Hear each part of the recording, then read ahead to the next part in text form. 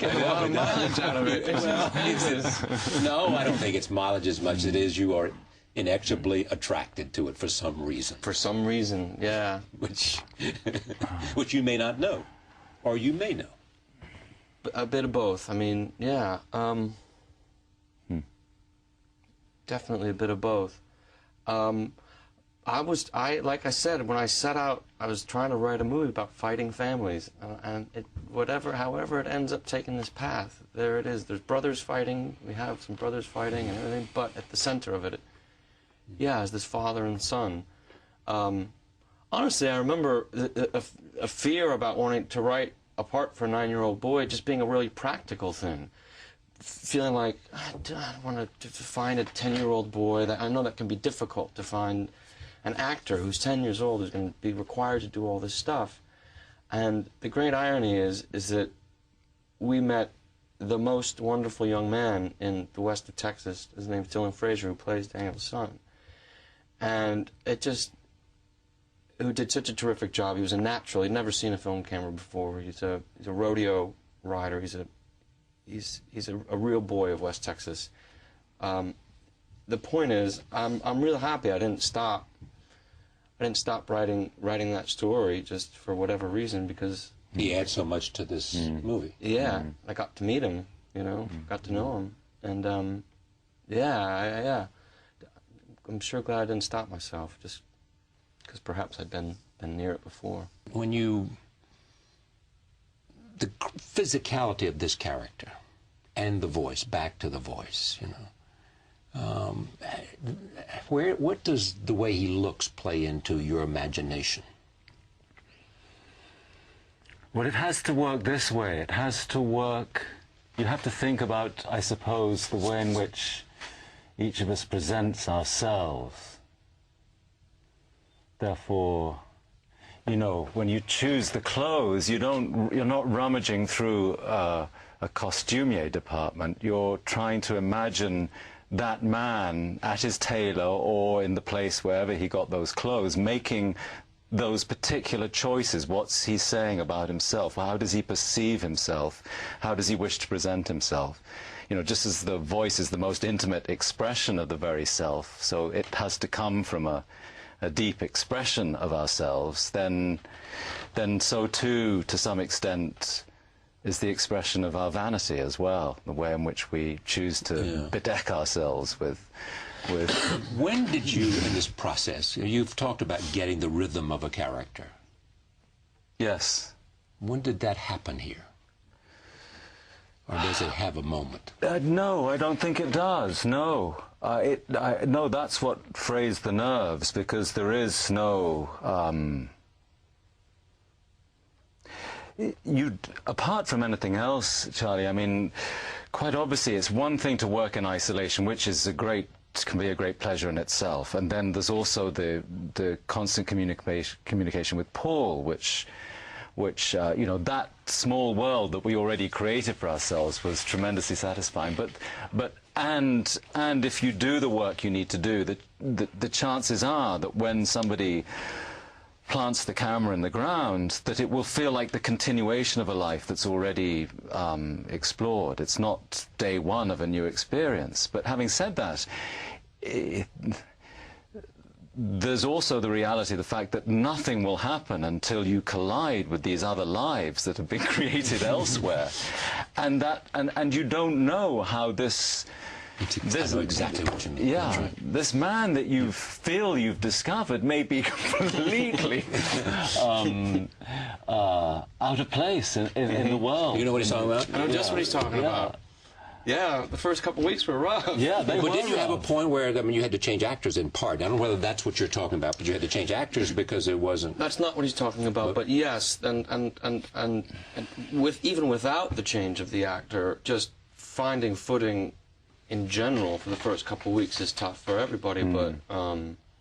So the making of the movie has as much rhythm as the rhythm of the character itself. Sure, yeah. There was one where Paul was very sweet about it, but in the first week I didn't want to see any dailies. Sometimes I do, and this I just didn't want to, and that was that. But after a couple of days of work, Paul said, I think you should see something. So I went to see something with him, and the scene that we reshot, in fact, we kind of found a different way to do it, and it was a blessing. But I saw this, God, is that what it is? Is that what it's going to be? That's not going to work. That's just not going to. Yeah, yeah. I mean, it wasn't it felt like one was radically off course, but in fact the correction was something that was, you know, relatively. Yeah. Wait, what's the correction? Well, the correction, there's a few minor corrections that had to happen. One thing that Daniel said that I think was great too is that I had him look at what we had done, because we all needed to collect ourselves after a week or whatever it had been to say it's not exactly what it should be. I'm not quite sure how to say exactly what it should be, so I have no good direction. Wait, to you give. said that to him? Yeah, this is not. well, that was the understanding of what was going on. You didn't have to say it. And from my perspective, I'm looking at it thinking, well, the scene's not really written exactly right. So for starters, that needs to help as a stepping stone, because if there's a problem, it generally begins with the writing. So I have to make that correction. Daniel had to make a little correction just to the left, a little to the right, and ideally... Well, can you tell me what you did, how you corrected? No, no. Because you don't know, or you don't share? No, I don't know. I was glad of a chance. I was appalled to, you know, to see, and because I realized, I mean, I was already too far down the line, which is one of the grave... See, this is great. So all of a sudden, after 2 years, you have built this character. You have inhabited this character. Who the holy Jesus is that? And where are we going to how is that build a work? World around that? Yeah. And you both felt at the same time. But I think it turns out it was just a calibration rather than a shift. Rather than a rebuild. Yeah. I think I did also, quite honestly, because necessarily you have to allow this life to help tell the story in a way that's, you know, at least substantially unconscious, if not entirely. So, you know, to be confronted, but you feel, I mean, you see to what degree you're out on a limb, and that's a shocking thing. And you may well decide you have to stay out on that limb, but you still, it brings it home to you that that's where you are. And if you have to stay on the limb, it's going to be a lot harder, isn't it? But you have said in talking about character and acting that it, you know, you have to sort of, you have to take a lot of discipline, and you have to get the framework. But you also have to free the animal instinct in order to make it work. Yeah, it was sad, but how do you ever talk about that thing without making it sound kind of grotesquely self-important? I mean, well, it's not grotesquely self-important. It is glaringly real. You know, that somehow that is the work of art. Am I right? Am I? Or is that taking it too seriously in your judgment? No. I'm the wrong person to ask. Well, what are you here for? What is it you know? Something you don't know? That's right. What would you like? No. Well, exactly. What do you like, Daniel? What is it you would like? How did you two end up at the end of this? I mean, what kind of relationship do you have at the end of this experience?